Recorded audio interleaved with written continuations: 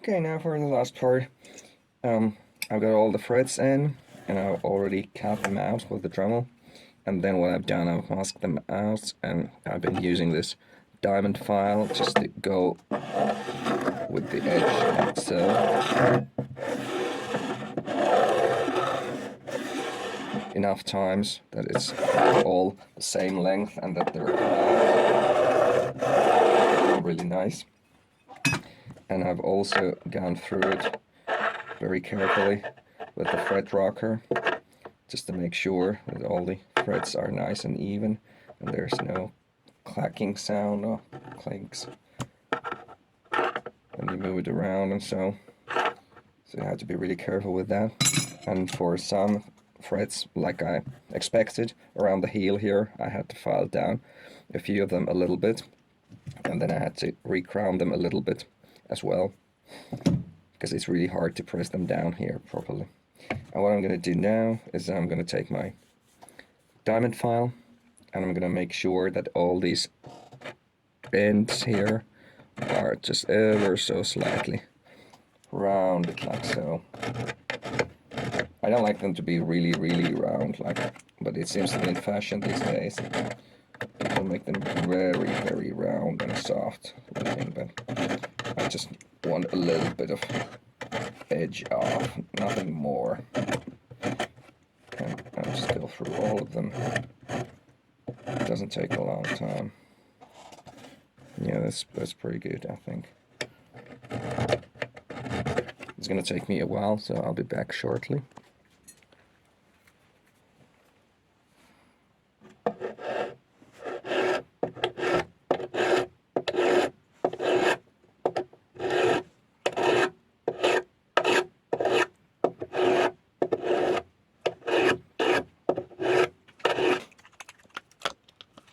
Then the final touches, wherever you had to file the fret down a little bit, you want to use it like a red magic marker or something, a permanent ink marker. Red seems to be the color that's easiest to spot, and it just colored the fret like so. And then you have your this crowning file, and you make sure when you do it, let's see, how can I get it into focus? Where is it here? Make sure that you get this small line of red in the middle,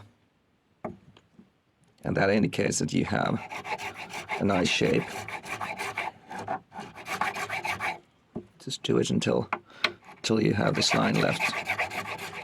But it has to be a line or you've been going too deep. There we go, it's starting to look good. There's this really thin line left there. And that's when you have a nice line, you have a nice crown there. So that's what I'm going to do next. I wish I had a proper buffing wheel, like a big one, table, but I just have to be content with using this. So I'm just gonna use some polishing putty on the wheel, and then I'll just go over like so. Okay, now it's all polished. Just rip off all the tape, and it's got some pretty dirty, but it's protected the printing board pretty nicely.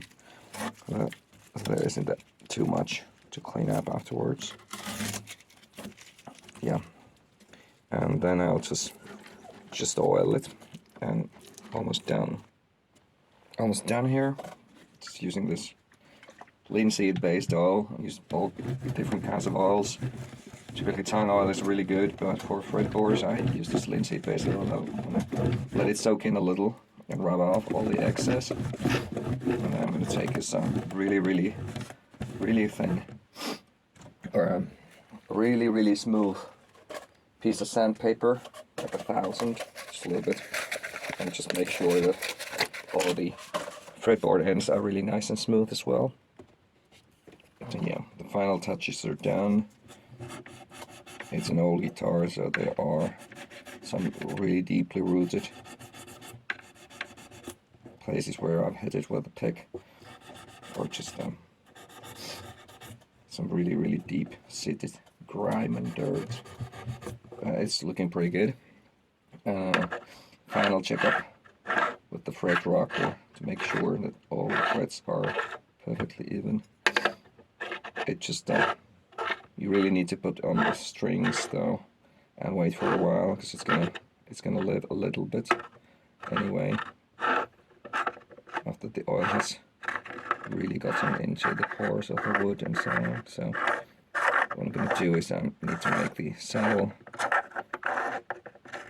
on the bridge and string it up, and then do some fret kissing. There's a nice tool actually called the fret kisser from StuMag, but it's damn expensive. It's like $100 for just a little tool like this, but with some file surface there, so you can actually just file one little spot with it. It would be really nice. I'm gonna buy it someday when I feel like it, but it's too expensive for now. Right, so now I'm stringing it up, and I might as well show you how I do that. But I'm gonna put the string in place, and since I'm gonna attach it to this A-string tuner here, I'll cut it 1 tuner length further, like so. And I'm gonna just push it through, leave a little bit of stub there, and just twist it around over it, like so, and keep it tight. And then when you wind it up, it should be pretty close to perfection. It will just hook this little stub there, and now it's about ready. That's perfect. Really nice. It won't slip. It's between there, and it's really quick to do. Like so, and then you just give it a couple of good yanks and pull it really, really tight. Make sure it's good. And it's done.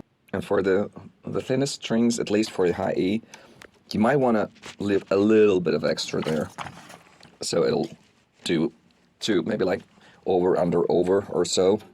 Just a little bit longer, like so. So you'll have a little bit extra here, because these are slippery little buggers. You might want to do it twice around, like already here. And then when you wind it up, you can also make a crisscross pattern, so you can just first wind it over and then make one round, since you have a little longer string here now, and then make the rest go underneath.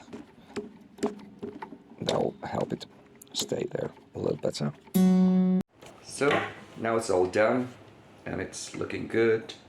Frets are nice and even. If the dog thinks it's good.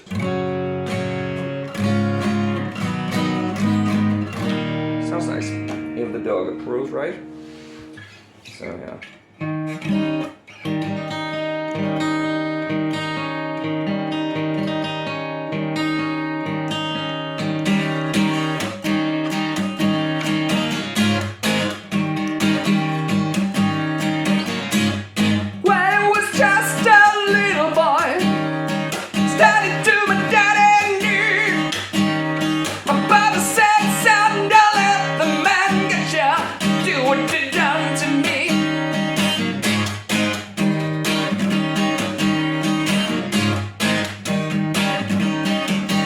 It sounded good.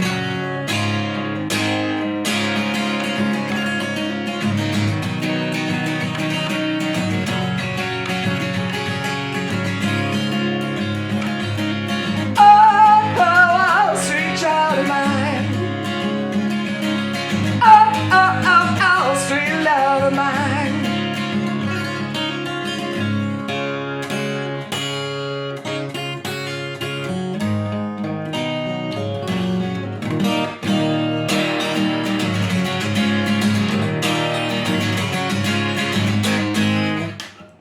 Also higher up.